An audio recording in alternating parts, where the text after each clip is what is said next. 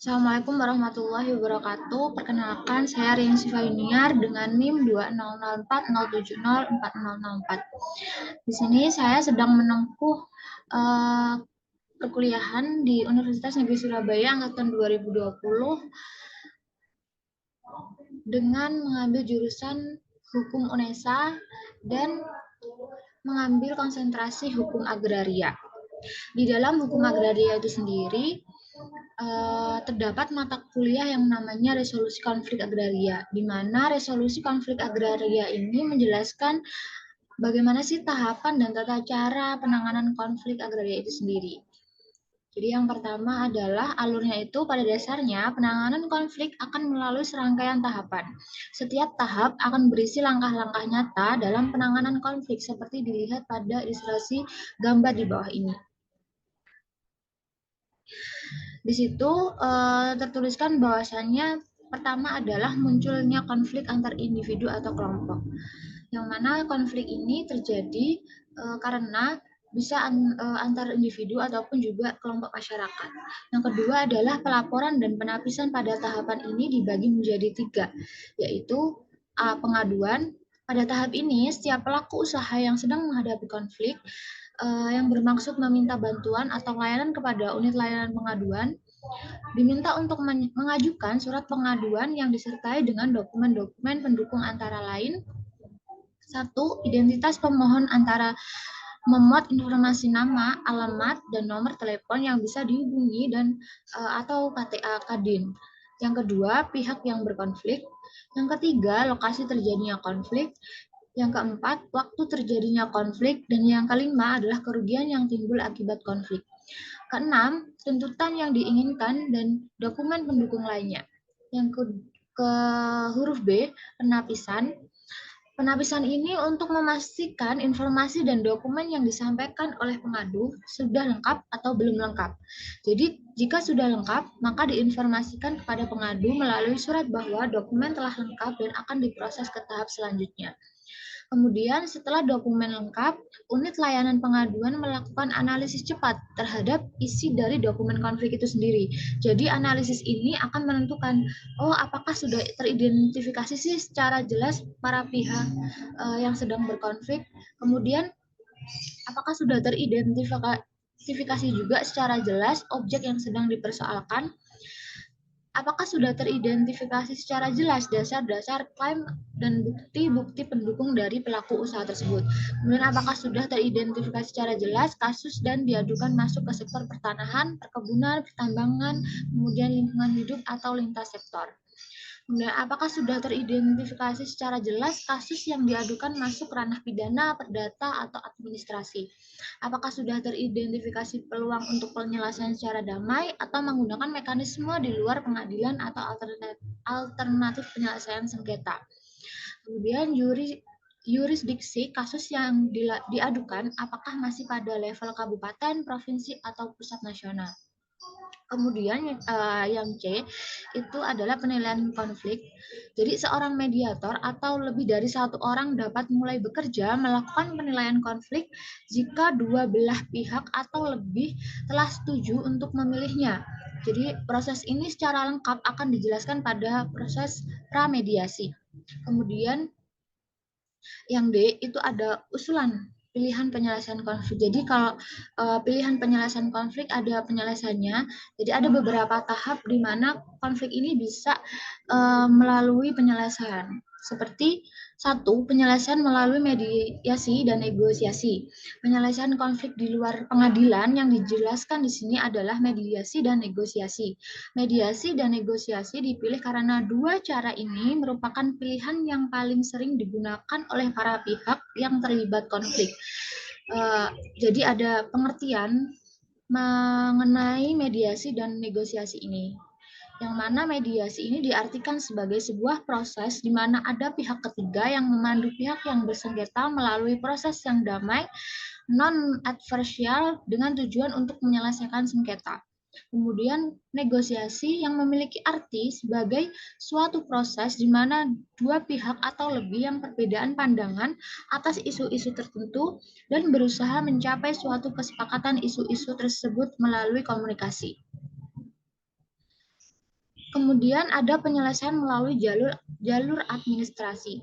Prosedur menyelesaikan konflik juga sudah disediakan oleh pemerintah pusat, provinsi, kabupaten, ataupun kota yang melalui peraturan maupun kebijakan pemerintah. Dalam konflik berbasis lahan ini dan sumber daya alamnya, sejumlah kementerian terkait antara lain Kementerian Lingkungan Hidup dan Kehutanan, Kementerian ATR BPN, kemudian Kementerian Pertanian dan Kementerian SDM menyediakan semua prosedur penyelesaian konflik di sektornya masing-masing.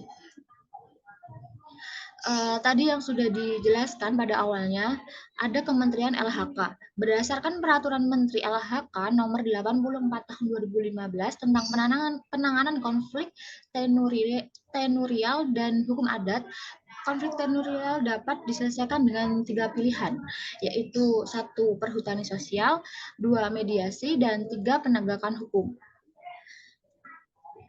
Kemudian ada Kementerian ATR BPN. Jadi Kementerian ATR BPN ini telah menerbitkan peraturan terbaru, yaitu Peraturan Menteri ATR garing KBPN nomor 11 tahun 2016 tentang penyelesaian kasus pertanahan. Lingkup dari peraturan tersebut adalah 1. Penyelesaian sengketa dan konflik, 2. Penyelesaian perkara, 3. Pengawasan dan pengendalian, 4. Bantuan hukum dan perlindungan hukum, kemudian untuk yang C, kementerian itu lingkupnya menjadi pertanian. Jadi Kementerian Pertanian itu memiliki cara penyelesaian konflik tersendiri di kasus perkebunan yang dilakukan secara berjenjang. Pada dasarnya, kewenangan menangani konflik mengikuti kewenangan menerbitkan izin usaha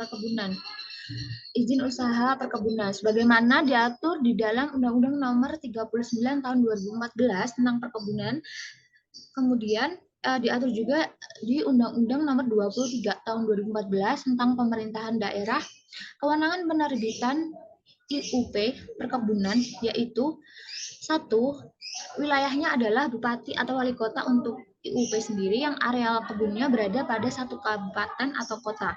Kemudian gubernur untuk IUP yang arealnya kebunnya berada di lintas kabupaten atau kota. Kemudian untuk menteri untuk IUP yang arealnya kebunnya berada di lintas provinsi. Kemudian ada DD, Kementerian SDM, yang mana penyelesaian konfliknya itu dapat melalui strategi yang dikembangkan oleh Kementerian SDM, khususnya di Direktorat Jenderal Mineral dan Batubara. Dalam penanganan konflik diatur sebagai berikut ini. Yang pertama itu juga mediasi. Di dalam proses peradilan, mediasi itu di pengadilan sudah diperkenalkan pada tahun 2003 dengan terbitnya Peraturan Mahkamah Agung Perma nomor 2 tahun 2003. Kemudian diubah 5 tahun kemudian dengan Perma nomor 1 tahun 2008 tentang prosedur mediasi di pengadilan. Kemudian setelah 8 tahun diubah dengan Perma nomor 1 tahun 2016.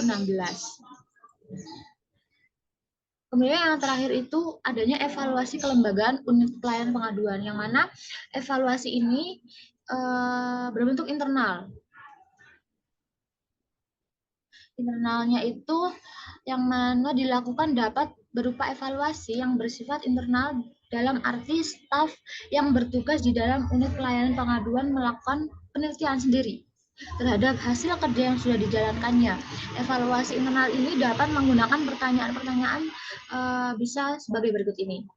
Contohnya kayak 1, apakah bentuk kelembagaan dari unit pelayanan pengaduan, struktur kelembagaan, kewenangan, dan mekanisme pengambilan keputusan itu sudah cukup jelas dan dapat dijalankan.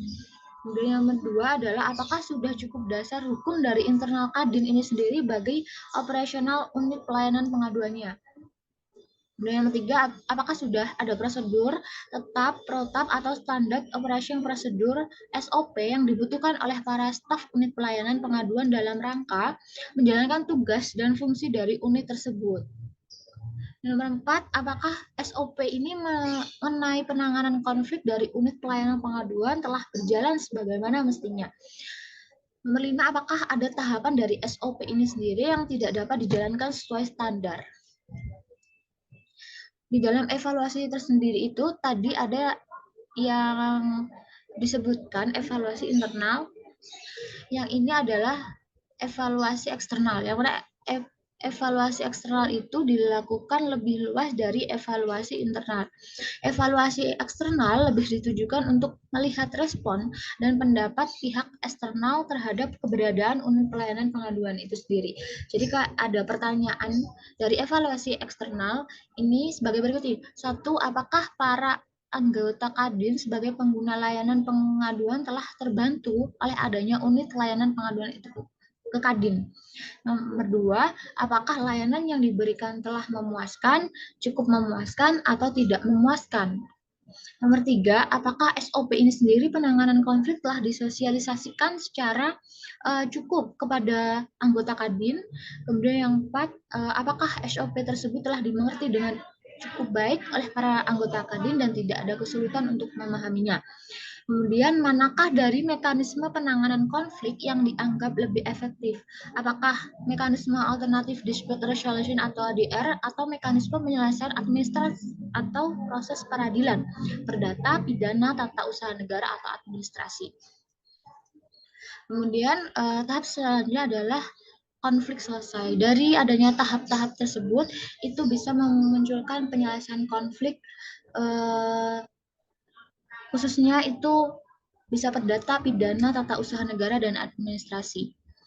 Sekian penjelasan dari tahapan dan cara penanganan konflik yang saya jelaskan. Terima kasih. Wassalamualaikum warahmatullahi wabarakatuh.